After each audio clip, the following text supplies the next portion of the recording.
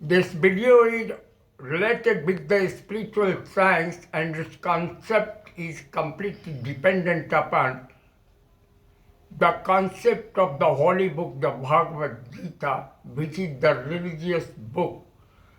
Now, इस video का topic है परम सत्य और सापेक्ष सत्य। क्या सत्य वही है जो हमें दिखाई देता है, या वह जो अनुभव से बदलता रहता है, या फिर कोई ऐसा परम तत्व है जो न बदलता है, न विभाजित होता है, न नष्ट होता है। इसी प्रश्न से सत्य और असत्य, सापेक्ष और परम को जानने का ढूंढ उठता है।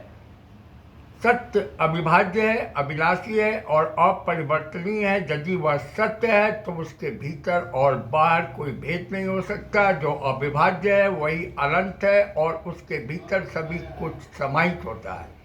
इसीलिए सत्य में किसी तरह का भेदभाव नहीं हो सकता। यदि हम किसी भौतिक वस्तु को सत्य मान लें तो समस्या उत्पन्न होती है। मान लीजिए आम का पेड़ ही सर्वोच्च सत्य है, तो इसका अर्थ हुआ कि पेड़ों की अन्य प्रजातियां उस सत्य से बाहर है।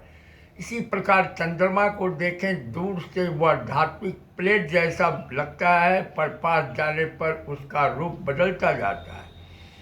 उसका बड़ा या छोटा दिखना अंतरिक्ष और दृष्टि पर निर्भर है। जो चीज़ अंतर पर आधारित हो वह परम सत्य नहीं हो सकती, बल्कि सापेक्ष सत्य ही है। स्थान और दूरी भी सापेक्ष है।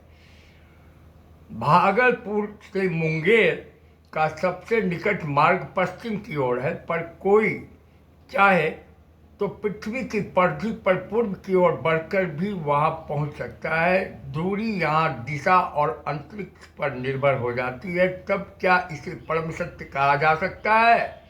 इसी तरह ज्ञान भी व्यक्ति पर निर्भर है।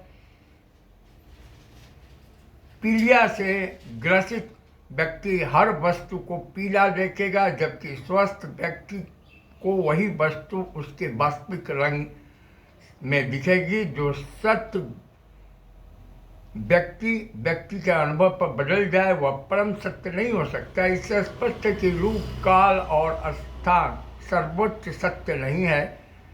हम वस्तुओं को प्रकाश से देखते हैं, परंतु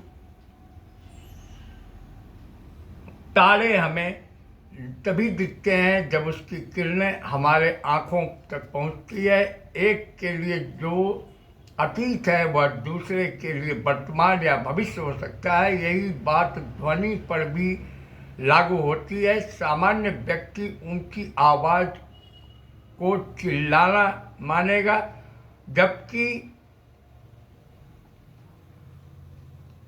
बड़ा व्यक्ति उसे धीमा बोलेगा। ये सभी सापेक्ष सत्य है। तो इस प्रकार इस वीडियो में हमने परम सत्य और सापेक्ष सत्य का कॉन्सेप्ट दिया है। Thank you for watching this spiritual video.